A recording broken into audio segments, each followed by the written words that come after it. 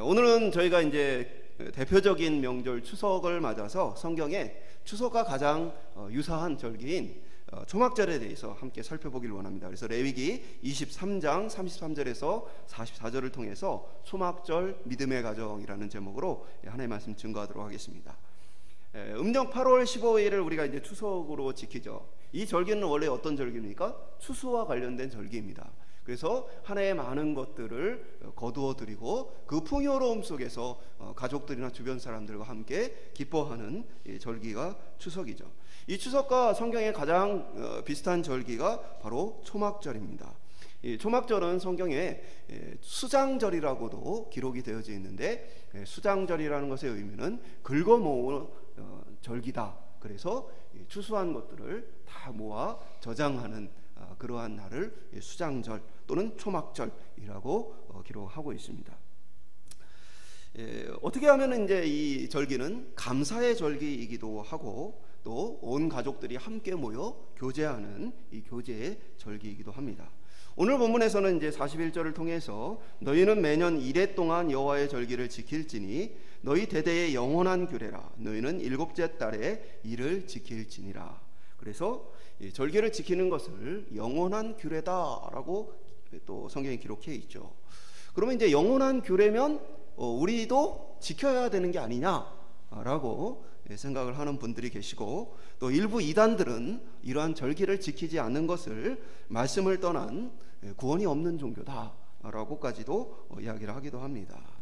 근데 이제 중요한 것은 하나님이 우리에게 절기를 주시고 그것을 영원토록 기념하고 지키라고 하셨던 것의 의미는 사실은 이 절기가 예수 그리스도와 다 관련이 되어 있기 때문입니다.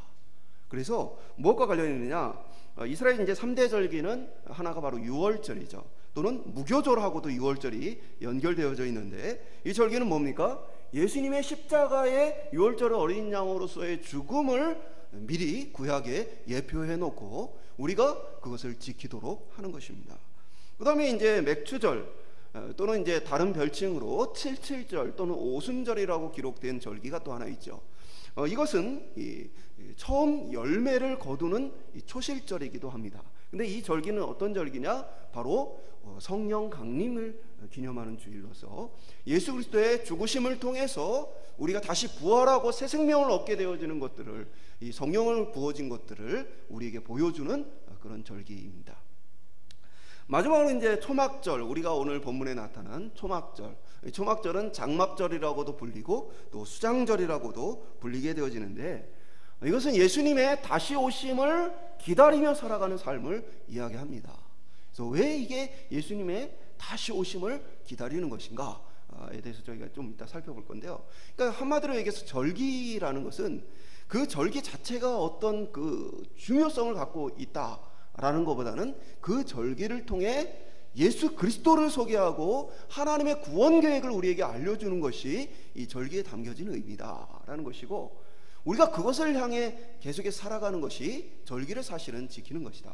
어떤 이들은 이제 날짜 가지고 너무 이렇게 매여 있는 사람들도 있어요. 근데 성경에 보면 유월절 자체도 구약에 보면 지킬 수가 없어서 한 달 연기해서 지키기도 하고 날짜를 바꾸어 지킨 기록들이 성경에 많이 있습니다.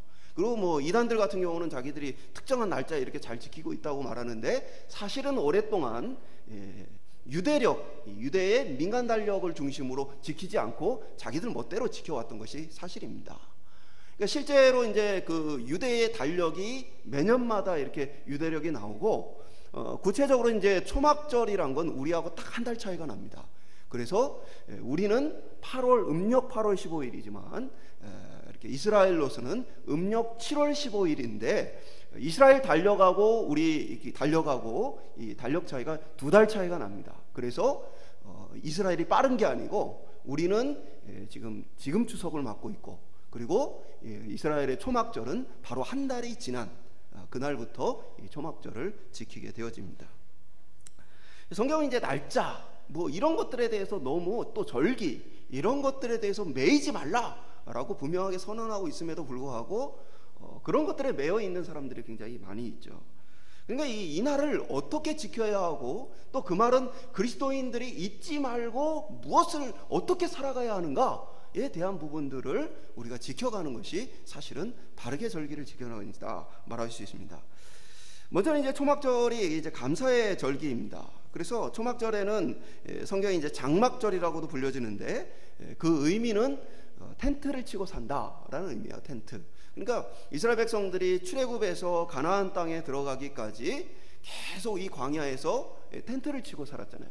그래서 그것들을 잊어버리지 말라라는 의미가 1차적으로 담겨져 있습니다. 그래서 우리를 구원하여 주신 하나님의 구원의 은혜에 대한 감사, 그리고 더불어서 이것이 가나안 땅에 정착한 이후에 많은 과실과 열매를 거두어 풍요롭게 살게 하신 그 하나님의 은혜에 대한 감사, 그것이 바로 이 절기가 담고 있는 의미죠.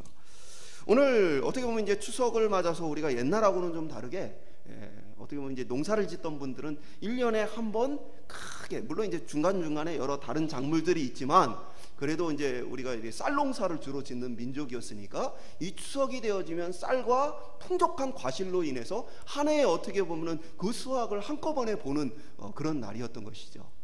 오늘 우리에게는 조금 그런 의미가 좀 다를 것입니다. 우리가 이제 다들 월급을 받고 살고 뭐 한 달 한 달 주로 이렇게 살다 보니까 그런 의미는 좀 다르겠지만 오늘 이 추석과 또 초막절을 통해서 하나님의 은혜와 또 우리가 기억할 믿음의 부분들이 무엇인지 함께 살펴보기 소망합니다. 첫 번째 한번 따라 보겠습니다. 광야에서 초막을 짓고 살던 때를 기억하라.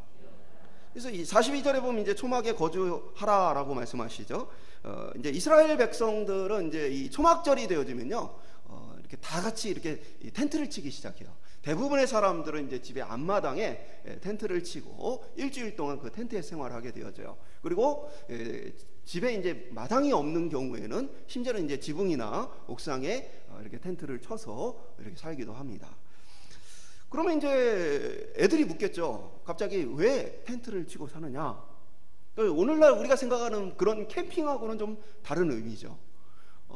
편안하고 안락한 이 시간을 떠나서 불편하고 이렇게 좋지 않은 이 텐트에서 지내야 한다라는 것은 사실은 비효율적인 일이죠. 그래서 아이들이 사실 이런 절기의 특징들은 묻도록 하는 거예요. 그래서 애들이 왜 우리가 이 장막에서 거주해야 합니까? 그러면 그때 부모가 하나님께서 우리 이스라엘 백성들을 애굽에서, 이집트에서 탈출시키셔서 우리를 가나안 땅, 바로 이곳에 오게 하셨다. 그래서 그 오는 기간 동안 하나님의 백성들이 이 텐트에서 살았는데 우리가 그것을 잊지 않고 기억하기 위해서 우리가 오늘 텐트를 치고 오늘부터 일주일 동안 이곳에서 잠자고 먹고 자고 하는 것이다 라는 것들을 알려주는 거예요. 한마디로 얘기해서 이 하나님께서 이 일을 하신 일은 무엇을 기억하라는 거예요? 출애굽 사건을 기억하라는 거예요. 출애굽 사건을 통해서 우리는 하나님의 구원받은 백성이라는 사실을 기억하고 그것을 자녀들에게 계속해서 알려줄 것을 이야기를 하고 있는 것입니다. 그러니까 1차적으로 이 광야의 초막절은 신앙 전수를 위해서 하나님께서 지키라 하신 절기인 것이죠. 그러니까 오늘 저희들의 삶에서도 마찬가지예요. 우리가 이제 명절이 되어지면 가족들이 모여지고 또 하게 되어지면 하나님의 은혜를 나누는 것이죠. 함께 기도하고 또 신앙생활하는 자녀들에게 이야기를 하는 것이죠. 저희 아들에게는 특별히 이렇게 추석은 용돈을 많이 받는 날입니다. 그래서 친척들을 만나고 막 용돈을 많이 받게 되어지죠. 그러면 이제 이렇게 11조를 해라. 그러면 우리 아들이 왜 11조를 해야 됩니까? 라고 묻습니다.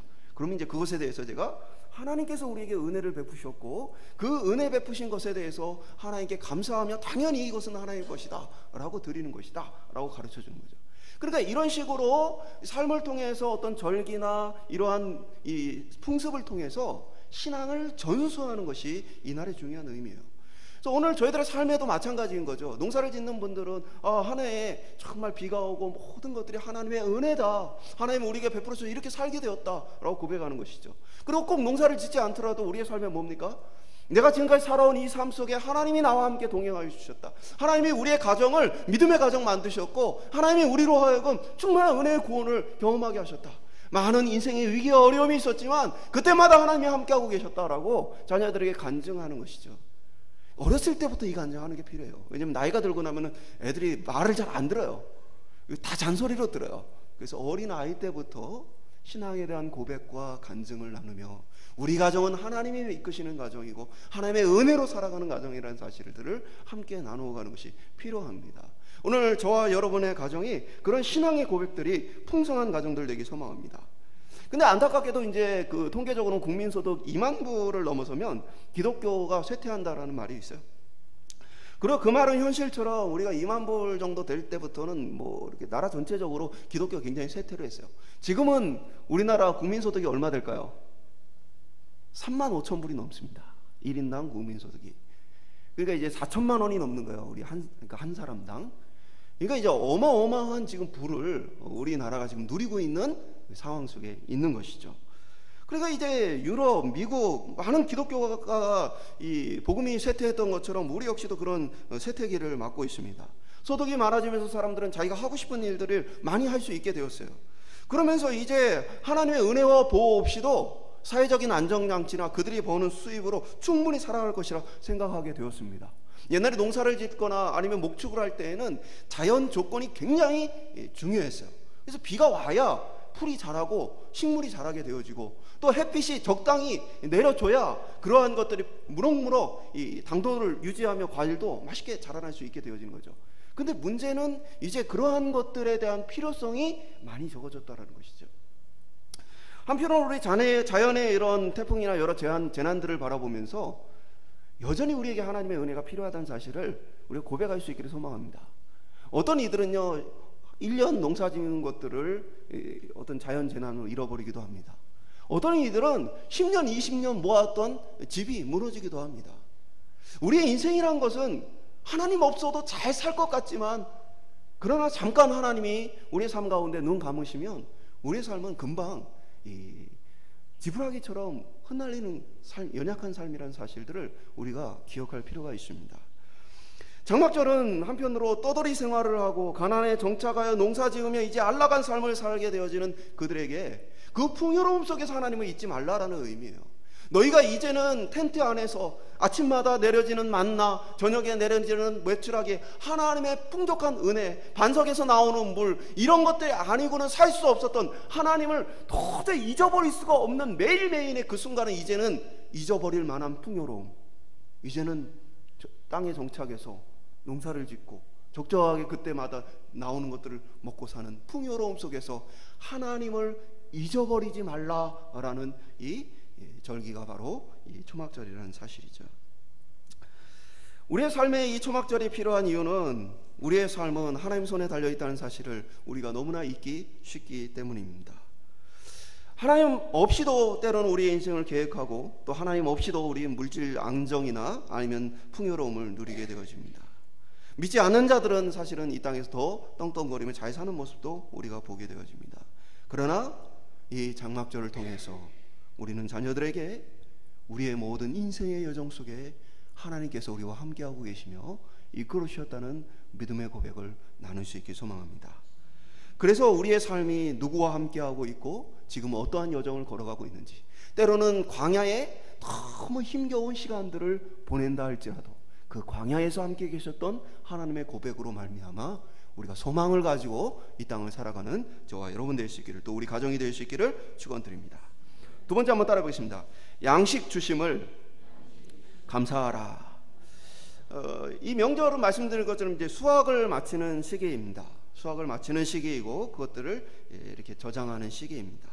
이전까지의 삶은 굉장히 이제 힘겨운 삶이었죠. 피곤하고 어려운 삶이었습니다. 애굽에서 종살이하던 삶이었고 광야에서 하나님의 은혜 속에 살았지만 사실은 이 광야란 곳은 인간이 생존하기에는 너무 척박한 환경이었죠.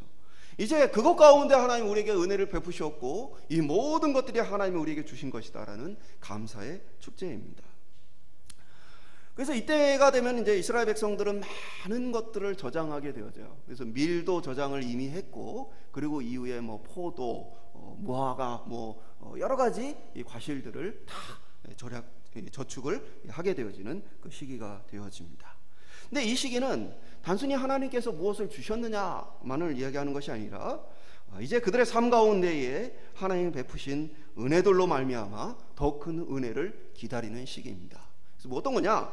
이스라엘은 이제 초막절에 특별한 이제 행사를 해요. 그게 뭐냐면 이렇게 이 시간이 되어지면 물과 관련된 이제 행사를 하게 되어집니다. 그래서 초막절 7일간 실로암 못, 그 예루살렘 안에 있는 실로암 연못에서 물을 길러다가 성전에 붓는 행위를 하게 되어집니다. 그래서 제사장이 이렇게 물을 떠서 이렇게 가면 모든 백성들이 그것을 지켜보며 따라가면서 물을 제단에 붓는 모습이에요. 이것의 의미는 뭐냐면, 하나님, 올 한 해도 하나님께서 우리에게 비를 주세요.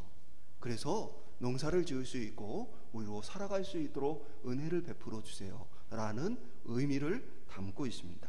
그러니까 이스라엘은 특별히 이제 비가 굉장히 이렇게 소중한 지역이죠. 우리나라는 이제 강도 굉장히 많고 또 산도 많고 하다 보니까 여기저기에서 이제 물이 나오는 곳이 많이 있어요.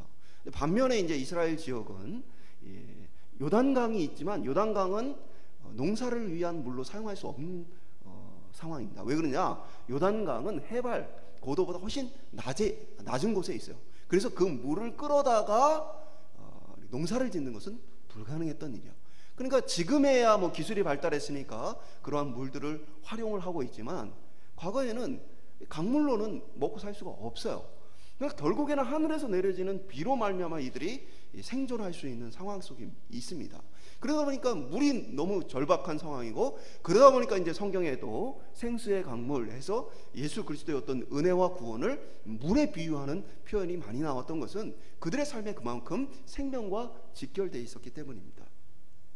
한마디로 얘기해서 그들은 피곤하고 이렇게 괴로웠던 인생의 삶 속에서 이제 하나님이 베풀어 주신 은혜로, 하나님이 내려주시는 비를 통해서 그들이 모든 것들을 갖게 되어지고 생존하게 되었다는 믿음의 고백을 하는 날입니다. 오늘 저희들의 삶 속에서 올 한 해 걸어왔던 모든 인생의 걸음 속에 하나님이 우리로 하여금 베푸신 은혜들을 기억할 수 있기를 소망합니다. 하나님, 그리고 또 내게 그런 은혜를 또 계속해서 베풀어 주시기를 소망합니다. 그 믿음의 고백이 있기를 소망합니다. 그래서 내가 무엇을 했는가, 내가 얼마나 수고했는가, 내가 얼마나 판단과 계획을 잘했는가가 아니라 하나님이 나의 삶을 어떻게 이렇게 잘 이끌어 주셨는가. 저희 아내가 이제 가끔 저에게 물어봐요. 정말 행복해? 요즘에 정말 행복해? 그래서 제가 제 삶을 바라보면 후회되는 건 별로 없는 것 같아요. 잘 살았어요. 감사했어요. 더 뭐 욕심 바랄 것도 없고 은혜 속에 내 삶을 다 누리고 있다라는 생각이 들었어요. 믿음의 가정 안에 태어났고 믿음 속에서 자라났고 하나님의 은혜 가운데 살아왔고 하나님과 동행하며 걸어왔어요. 물론 이제 인간적인 부족함과 연약함이 많았죠. 그러나 하나님의 은혜 속에 살았다는 이 사실만큼 행복하고 기쁜 것이 없어요. 그리고 앞으로 살아갈 인생 역시도 그 하나님과 함께 동행하기 때문에 크게 염려하거나 걱정 없이 살아갑니다. 많이 가질 수도 있고 적게 가질 수도 있고 건강할 수도 있고 좀 덜 건강할 수도 있어요. 그러나 중요한 것은 내 삶에 그 하나님이 동행하고 계시다는 이 사실이죠. 그것 때문에 행복한 거고 그것 때문에 우리가 염려와 걱정 없이 우리의 삶을 기쁨으로 소망으로 살아갈 수 있는 것이죠. 오늘 저희들의 삶에 비를 주시고 저희들의 삶에 은혜를 베풀어 주시고 저희들의 삶에 연약한 무릎을 일으켜 세워주시는 그리스도의 은혜를 찬양하며 감사로 살아가는 저와 여러분 되시기를 주님의 이름으로 축원드립니다. 마지막으로 따라해 보겠습니다. 마지막 날을 기다리라. 이 초막절이 가지고 있는 이 특별한 의미는 이 3대 절기 중에 언급이 안 된 절기가 이달에 있습니다. 그래서 이 7월, 지금 성경에는 7째 달이라고 표현되어 있는데 사실은 이것이 1월 달입니다. 그래서 우리도 보면은 이제 구정이 있고 신정이 있잖아요. 그래서 구정이란 것은 전통적으로 지켜왔던 새해를 얘기하는 것이고, 신정이란 건 이제 시기가 바뀌어서 서구화되면서 날짜가 바뀌어서 새롭게 지키게 된 그런 이제 해를 얘기하는 것이죠. 그러니까 오늘 우리도 이 두 가지를 다 지키고 있잖아요. 이스라엘 마찬가지요. 이스라엘의 원래 첫 번째 달은 초막절이 있는 이달이 첫 번째 달입니다. 그런데 하나님께서 6월절에 이스라엘 백성을 구원하시고는 하나님께서 명령하시기로 이제는 이 초막절이 있었던 그 달이 아니고 너희를 구원한 6월절이 있는 이 달을 첫 번째 달로 1월 달로 지켜라 라고 말씀하세요. 그래서 종교력과 민간력이 달려지는데, 종교력으로는 6월절이 1월달이고, 그리고 이 민간력, 원래부터 이스라엘의 풍습 속에서 지켰던 첫 해는 바로 이 초막절이 있는 달입니다. 그럼 초막절이 있는 첫 번째 날, 그러니까 새해겠죠. 우리로 얘기하면 이제 구정이겠죠. 그것이 바로 나팔절이에요. 7월 1일이 되어지면 이스라엘 백성들이 나팔을 붑니다. 나팔을 분다는 건 이제 새해 시작이기도 하고, 신약으로 얘기하면 이것이 뭐하고 연결되냐면 예수 그리스도의 강림과 연결이 되십니다. 주님의 오심을 경고하고 알려주는 그런 소식과 같은 것이죠. 그래서 이 나팔절에 나팔을 불면서 이들이 새해를 맞이하게 되어지고, 이것이 또 무엇이 관련되느냐, 이제 7월 10일이 되어지면 대속제일이 되어집니다. 대속제일까지 이들이 무엇을 하느냐, 회개하는 시간을 갖습니다. 왜냐, 이스라엘의 이 풍습 속에서는 7월 10일 대속제일이 끝나면 이제 생명의 책의 문이 닫혀진다라고 이들이 구전으로 스스로에게, 이렇게 백성들에게 전수해 왔어요. 그래서 이 10일 날이 되어지면 모든 기록이 닫혀지기 때문에 그 전에 뭐 해야 되는 거예요? 회개함으로 우리의 인생의 기록이 하나님 앞에서 마무리되기 전에 회개하고 돌이켜야 하나님 앞에 용서를 받을 수 있다. 그래서 이들이 금식하며 회개하는 시간을 갖게 되어지는 거예요. 바로 이 날입니다. 무엇 때문에? 바로 이제 심판의 책이 닫혀지고 하나님의 구원과 심판이 일어나기 때문에 그래요. 그러니까 이제 기본적으로 그러한 풍습 속에서 나팔절이라는 것은 그런 의미고, 또 우리가 오늘 나누고 있는 이 초막절이라는 건 그 1일날, 10일날, 그리고 이제 14일날 이어서 시작되어지는 거예요. 그러니까 한마디로 얘기해서 이제 초막절의 의미는 뭐겠어요? 예수 그리스도의 다시 오심과 심판을 바라보면서 성도들이 다시 어디로 돌아가는 거예요? 그날을 기다리는, 주님의 다시 오심을 기다리는 일상의 삶으로 돌아가는 거예요. 마치 이스라엘 백성들이 가나안 땅에 들어가기를 기다리면서 광야에서 텐트를 치고 살았던 것처럼, 우리는 천국에 들어갈 것들을 기대하면서 이 땅의 삶 속에 나그네로서 그렇게 살아가는 그 삶이 바로 이 초막절이라는 것입니다. 그러니까 그런 의미에서 본다면 우리는 어떠한 삶을 사는 거예요? 초막절을 통해서 주님의 다시 오심과 주님의 베풀으실 은혜를 바라보며 우리가 다시 일상의 삶 속에서 믿음으로 이 삶을 살아야겠다는 결단과 각오를 하는 것이 이 초막절이라는 것입니다. 그러니까 예수님께서도 우리에게 어떻게 말씀하셨습니까? 가서 너희를 위하여 거처를 예비하면 내가 다시 와서 너희를 내게로 영접하여 나 있는 곳에 너희도 있게 하리라. 요한복음 14장 3절을 통해서 예수님이 왜 십자가에서 죽으시고 하늘로 가셔야 되는지에 대한 이야기를 하신 거예요. 왜 가셔야 되느냐? 내가 너희들이 살아야 할 거처, 그곳을 준비하기 위해서 지금 내가 하나님 곁으로 간다라고 표현을 하신 것이죠. 그러니까 이 이야기는 결국 우리에게도 뭡니까? 주님이 그 예비하실 거처가 다 준비가 되어지고 때가 되어서 우리를 부르시면 우리가 이제 그 부르심을 따라 갈 것이다 라는 이 소망을 가지고 살아가는 것이죠. 오늘날 우리 시대에는 천국에 대한 소망, 또 주님의 다시 오심에 대한 소망이 많이 끊어진 시대를 살고 있습니다. 과거에는 주님이 다시 오심에 대해서 많은 사람들이 관심을 가지고 있었고, 심지어는 이제 그런 것에 대한 이단들도 많았어요. 근데 오늘날에는 사실은 많은 관심을 두지 않는 사람들이 많습니다. 왜냐하면 주님의 다시 오심을 기다리지 않고도 이 땅에서 누릴 수 있는 것이 너무나 많기 때문입니다. 그리고 또 하나의 삶은 우리의 삶이 세속화되면서 이제 하나님을 구하고 찾는 것에 익숙하지 않기 때문입니다. 과거에는 사람들이 어느 시대고 어느 문화고 다 뭐와 관련이 있어요? 그들의 삶이 다 종교와 관련이 있어요. 국가에서 비가 안 오면 종교적인 행사를 해서 비가 오도록 구했어요. 그게 기독교적인 기도든 아니면 뭐 다른 무속신앙이든 어떤 것이든 모든 인간의 삶에서는 그들을 통치하고 다스리는 하나님에 대한 관심을 가지고 살았어요. 그러나 오늘날 세속화된 세대 속에서는 이제 공식적인 자리에서는 신앙을 논하는 것이 마치 잘못된 것처럼 이제 치부되는 그들의 시대를 살고 있습니다. 그래서 오늘날 학교나 아니면 나라나 어디에서 종교적인 어떤 것들을 행사를 하게 되어지면 그런 것들에 대해서 뭔가 굉장히 잘못됐다라는 인식을 갖고 있어요. 그러다 보니까 우리의 일상 삶은 이제 하나님을 만나고 경험하며 고백하는 삶으로부터 멀어졌습니다. 과거에는 무슨 말씀은 뭐 이렇게 서양의 말 중에 무슨 오 마이 갓 이런 얘기가 있죠. 이게 뭐 나중에 변질이 되기도 했지만 지저스 이런 얘기도 변질이 된 것이지만 사실은 원래는 뭐예요? 자신의 삶에 놀라거나 기쁘거나 아니면 힘든 일이 생기거나 이럴 때마다 하나님을 찾고 예수님을 찾았던 것에서 시작되었던 거예요. 물론 이제 그것이 변질이 되어서 이렇게 비속어까지도 되었지만, 그러니까 과거의 삶이라는 것은 그렇게 하나님을 떠나지 않은 삶이었어요. 근데 오늘날 우리의 삶은 이제 하나님을 완전히 떠났고 우리가 하나님을 고백하고 만날 수 있는 장소는 거의 교회나 신앙 모임에 한정된 시대를 살고 있습니다. 그러니까 우리의 머릿속에는 이제 일상 삶 속에 하나님이 없어요. 일상 삶 속에 하나님이 없다 보니까 하나님을 기다리고 찾는 일도 많이 없게 되어진 것입니다. 그러다 보니까 주님이 다시 오시겠다, 내가 함께 와서 너희들을 다시 건져주겠다라는 구원의 약속이 우리에게 일상의 삶에서 작용하지 않게 되어진 것이죠. 이러한 우리, 하나님의 은혜를 잊어버리고 하나님의 약속을 잊어버릴 수 있는 우리에게 절기란 것은 어떤 거예요? 다시 한번 떠올리게 하고 생각나게 하도록 하는 것입니다.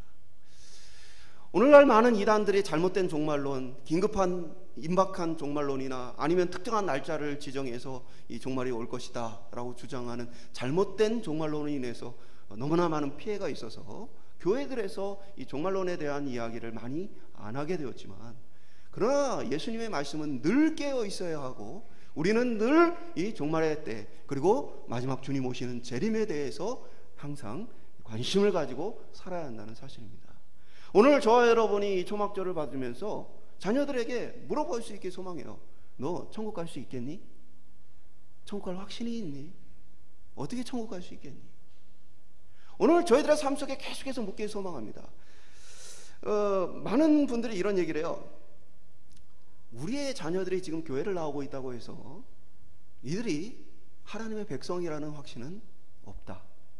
우리는 항상 이 아이들을 대함에 있어서 불신자를 대하는 것 같이 계속해서 복음을 전해야 한다. 그러니까 어렸을 때는 부모를 따라서 교회를 나와요, 얘네들이.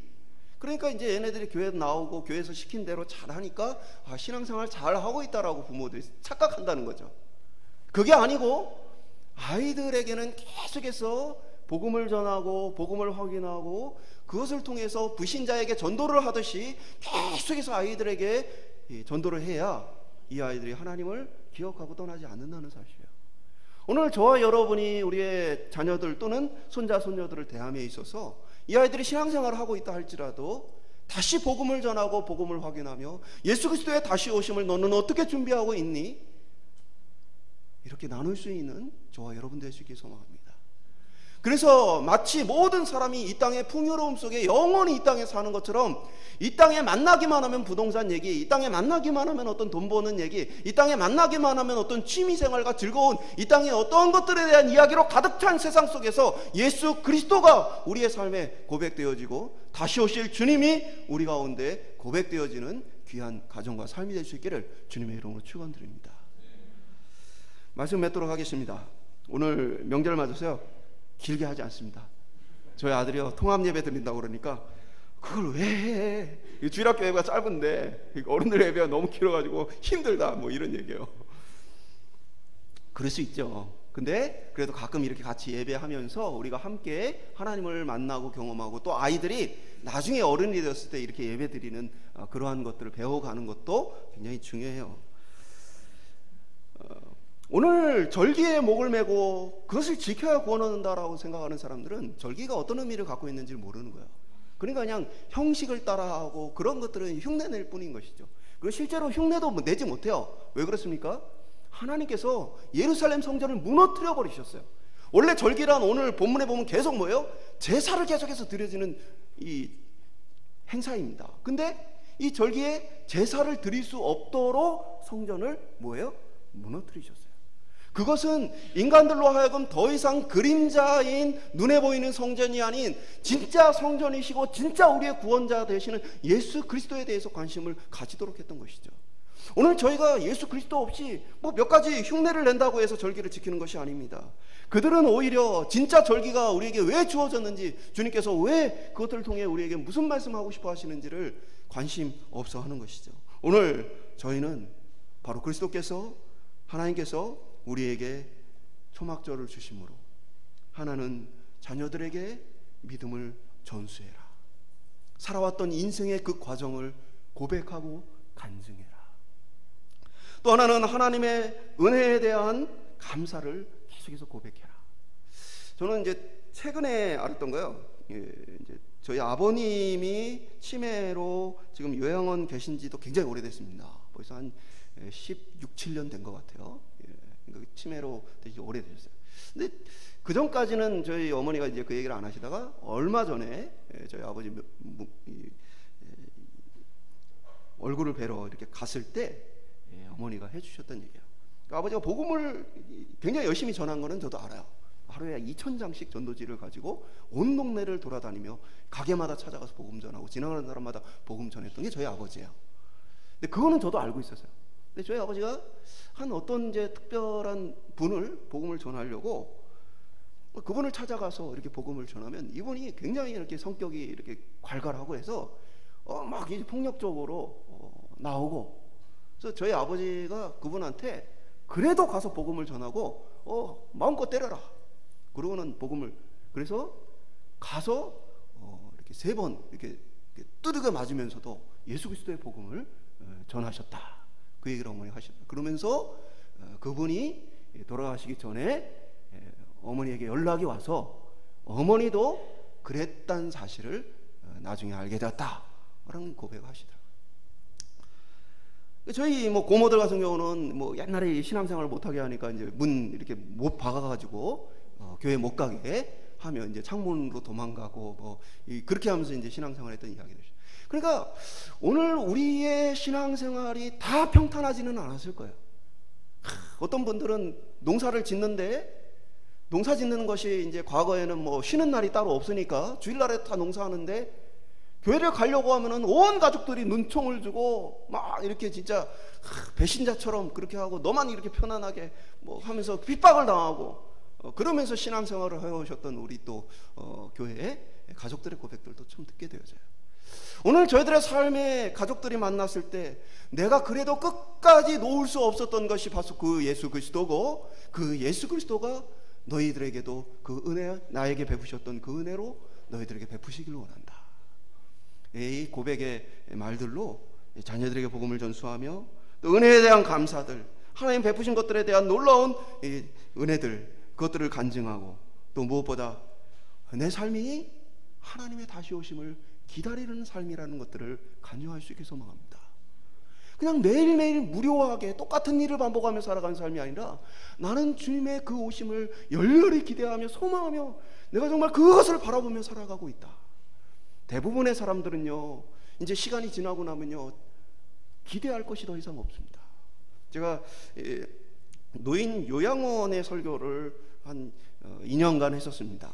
그래서 주일날 노인 요양원에 가서 설교를 아침에 하고, 그리고 이제 교회로 가서 이제 교회 사역을 하고 그랬던 적이 있는데, 요양원에 이제 가면 거기 이제 시설에 치매 환자들이나 이렇게 거동이 불편하신 분들, 그런 분들이 대부분이세요. 근데 이제 그런 분들을 모시고 말씀을 전하려고 하면 여러분, 그분들에게 앞으로 이제 이렇게 세상을 변화시키고 그분들에게 어떤 대단한 어떤 꿈을 꾸고 어떤 대단한 일을 행하고 또 믿음으로 어떻게 살고, 하루 종일 그 요양원 안에서 치매로 인해서 아무것도 못하시고 그냥 앉아 계시고 누워 계시고 그러는 분들을 향해서 뭐라고 말씀을 전해야 할까?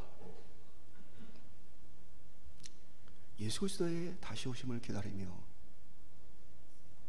주님과의 만남을 준비하는 것, 그러면서 주님이 이 땅에서 행하시는 일들을 위해 함께 기도하고 함께 동역하는 것, 그리고 그곳에서 함께 그냥 앉아서 예배하는 그것 자체로 지금 살아갈 의미는 충분하다는 사실이에요.